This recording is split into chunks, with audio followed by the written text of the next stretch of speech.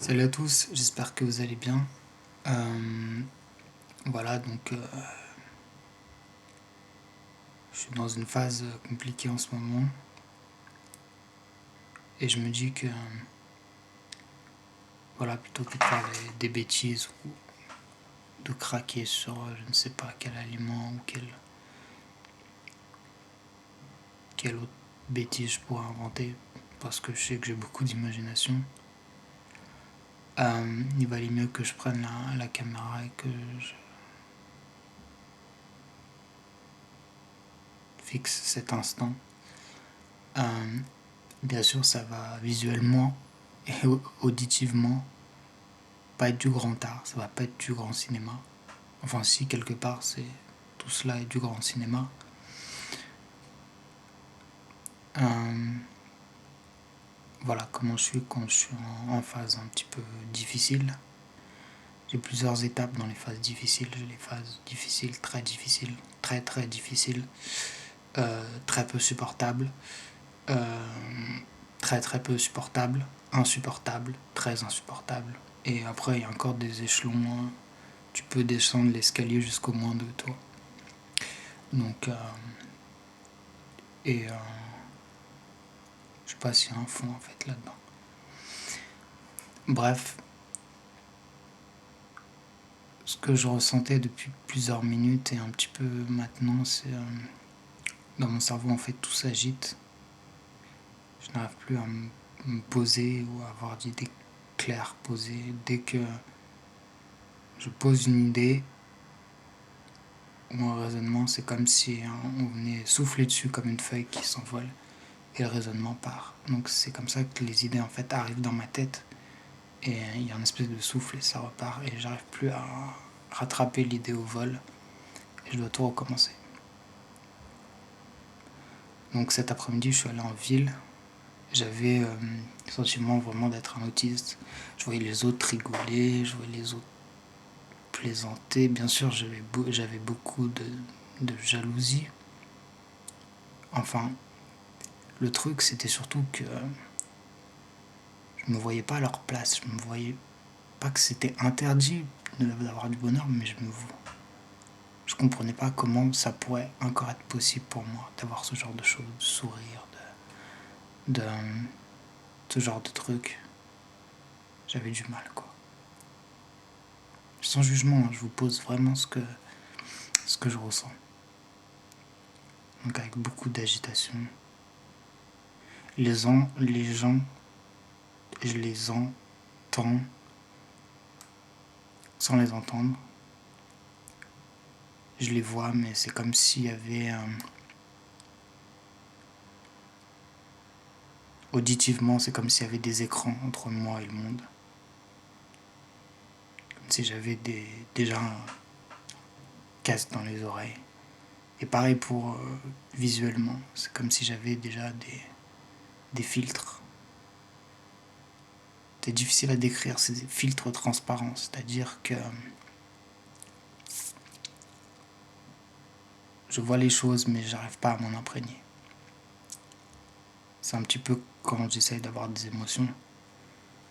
Je me force presque tout le temps maintenant pour avoir des émotions. Plus ça avance, plus je me force. Déjà pour rire, c'est compliqué. Euh, et donc voilà, j'ai comme un mur entre moi et le monde. J'ai l'impression que tout va très vite des fois, comme une panique intérieure en fait, qui m'annonce comme l'imminence de quelque chose qui va arriver, qui va se passer, qui arrive. On ne sait pas quoi en fait. Il y a rien de spécial. Et quand il y a quelque chose, c'est la panique totale pour rien du tout. Bien sûr, toutes mes émotions négatives sont exacerbées. C'est pour ça que j'essaye d'en avoir le moins possible. C'est vrai que les émotions négatives, j'arrive mieux à les exprimer. De ce côté-là, il n'y a pas de souci. Il n'y a pas de souci.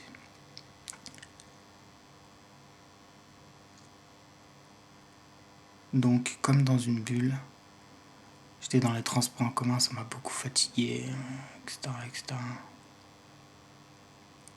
Et j'avais l'impression d'être d'une autre planète, vraiment. Et un sentiment vraiment d'infériorité par rapport aux autres.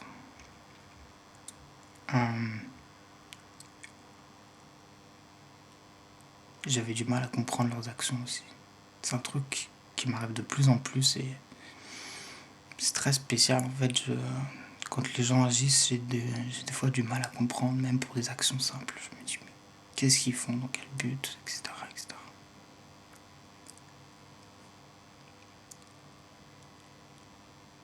Donc aussi, le fait très perturbant de ne pas pouvoir poser ses idées, d'avoir toujours les idées qui fuient. Moi qui adore poser mes idées justement, et bâtir des raisonnements sur des concepts. Ça a été toute ma vie ça, puisque je lisais, j'écrivais à longueur de journée. Là voilà, c'est compliqué. Là pour la lecture, je lis 2-3 lignes, après mon cerveau part, après il faut que je remette au début du truc, et je lis, mon cerveau part. Pour les pertes de mémoire, je dis souvent 2 fois les mêmes choses en fait, je raconte 2 fois les mêmes choses à mes potes, enfin souvent mes potes du net. Et un pote, je lui ai raconté une histoire, il m'a dit tu me l'as déjà dit hier. Et je lui ai dit ah bon, j'ai aucun souvenir, je sais pas du tout. Et je regardais la conversation et j'ai vu que je l'avais dit hier et ça a pas fait un grand tilt. Je me suis dit ah ouais, je l'ai peut-être dit mais je me rappelle plus du tout. Donc ça m'a mis aussi face au fait cet après-midi que vivre avec la société, surtout actuellement, c'était pas possible du tout. Ça m'a fait énormément de mal en fait de me confronter aux autres. Parce que ça me confronte à mes peurs, mais pas parce que...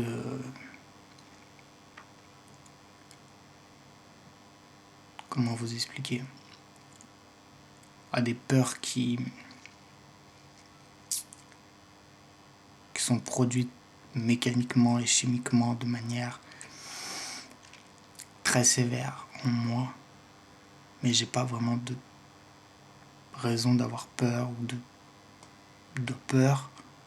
C'est juste que c'est produit en moi et que je subis le truc. Donc j'ai peur. Et j'avais peur de n'importe quoi. Je recommence à tomber aussi dans les trucs de toujours m'excuser, toujours être un peu trop gentil. J'arrive plus à être moyen en fait, à être normal. C'est soit je suis méchant, je réagis, je gueule et tout. Soit je suis beaucoup trop gentil. Excusez-moi, excusez-moi, excusez-moi, merci, bonjour. Dans les 2 cas, ça va pas. C'est juste un système nerveux qui est en train de lâcher complètement. Et je vois ça quoi de l'extérieur, enfin de l'extérieur et de l'intérieur. Que voilà, dans ma tête, j'ai 90 ans quoi. Mais bien sûr, de dehors, oh là là, le petit jeune homme, on va vite lui trouver un emploi et une femme, et il va bien se remettre, hein, etc., etc. Et toi, t'es en train de crever nerveusement. Nerveusement, ça a été difficile. Pour me remettre, c'est de plus en plus difficile, en fait, nerveusement, quand j'ai une situation déjà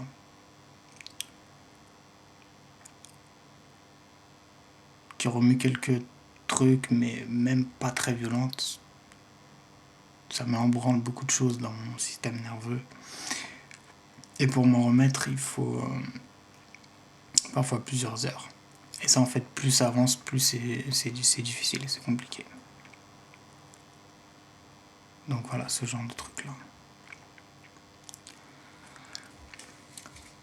Donc, sous-estime de soi, tout le temps, beaucoup, sous-estime de soi. Et le pire dans mon cas, c'est que je pense pas être comme la plupart des gens malades, mentaux, entre guillemets. C'est que je me rends bien compte à peu près de ce qui fait quoi. Et j'arrive à prendre du recul sur ce qui m'arrive. Je suis très lucide. Et en étant très lucide, je suis éminemment pessimiste sur ce qui va m'arriver dans les prochains temps. Très pessimiste.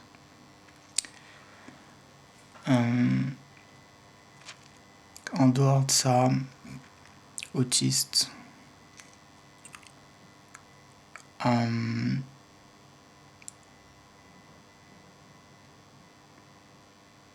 problème, parfois bien sûr pour parler, pour mettre une phrase l'une après l'autre, alors qu'avant je pouvais parler 1h30 sans problème. Et le plus dur, c'est qu'on me dit non, il va falloir que en fait tu continues à vivre comme ça, parce que la vie c'est bien, et c'est beau de se battre. Et t'as pas le droit en fait de dire non, je veux plus de ce combat, en fait, ça m'intéresse plus de faire partie de ça. Donc tu te bats, mais moi c'est même pas je me bats, tu brasses du vent en gros. Surtout quand c'est des symptômes comme ça. Agis, tu t'agites pour brasser du vent.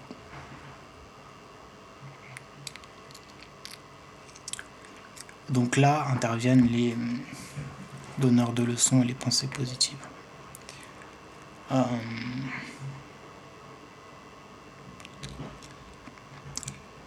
J'aimerais juste qu'ils vivent ça 2 minutes et qu'ils me fassent un petit retour de leurs pensées positives et de l'énergie qu'ils peuvent encore mettre dans ce combat, qui est l'un des combats les plus sales qu'on puisse mener, puisque c'est assister à la dégradation de son esprit. Son esprit, l'esprit c'est tout, c'est la création de notre univers, c'est tout, etc. Assister à cette destruction et on te dit non, il faut continuer à vivre, il va falloir assister à ça. D'accord. Donc voilà.